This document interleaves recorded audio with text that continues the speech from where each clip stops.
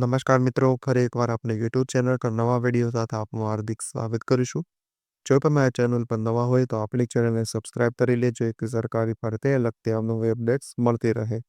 અને જો તમે આપણા વોટ્સએપ ગ્રુપમાં ન જોડાયા હોય તો તેની લિંક ડિસ્ક્રિપ્શનમાં આપેલી છે, જેમાં ખાસ સ્ત્રીને લગતી ભરતીઓ તે ઉપરાંત શિક્ષક ભરતી અને આંગણવાડી ભરતી માટે જે અલગ અલગ છે તેનાથી તમે જોડાઈ શકો છો। તો મિત્રો આજના વિડીયોમાં જે સર્વ શિક્ષા સંઘ દ્વારા 150 જેટલા પેરા શિક્ષકોની ભરતી માટેની કે જાહેરાત અહીં આપવામાં આવેલી છે। શિક્ષકોની નિમણૂક માટે જાહેરાત જે તમે જોઈ શકો છો।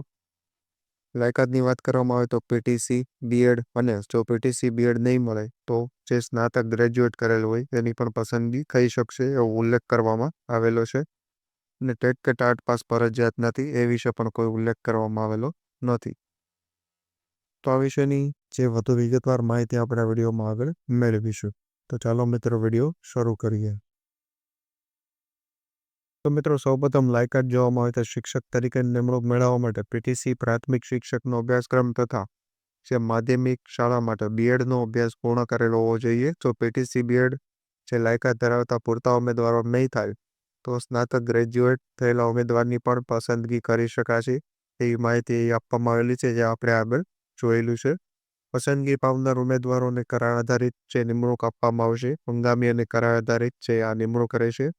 અને જો સંસ્થાની જરૂરિયાત મુજબ અને શિક્ષકનું કાર્ય સંતોષકારક જણાશે તો કરારનું રિન્યુઅલ પણ કરવામાં આવશે। એટલે કે જો કામ સારું હશે તો તમારો કરાર રિન્યુઅલ પણ થઈ શકે છે। નિમણૂક માટે અરજીકરણની ઉંમર અને અન્ય જરૂરી શરતો સરકારી નિયમો અનુસાર રહેશે। ત્યારબાદ જે માહિતી આપવામાં આવેલી છે, આ નિમણૂકથી કોઈ પણ ઉમેદવારને શિક્ષક તરીકે કાયમી નોકરીનો પ્રાપ્ત થશે નહીં, એટલે કે કોન્ટ્રાક્ટ બેઝ ભરતી રહેશે।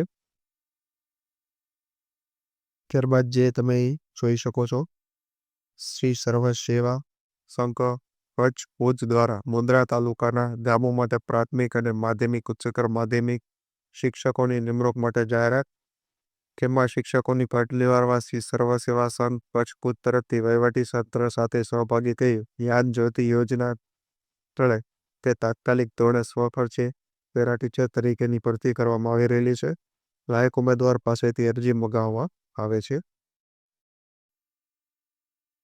જગ્યાનું નામ જોઈ શકો છો કે પ્રાથમિક માધ્યમિક ઉચ્ચતર માધ્યમિક શિક્ષક 2025-26ના પ્રથમ સત્રમાં નામી ધોરણે 150 જગ્યાઓ છે। માનદ વેતન 9,000 જેટલું રહેશે।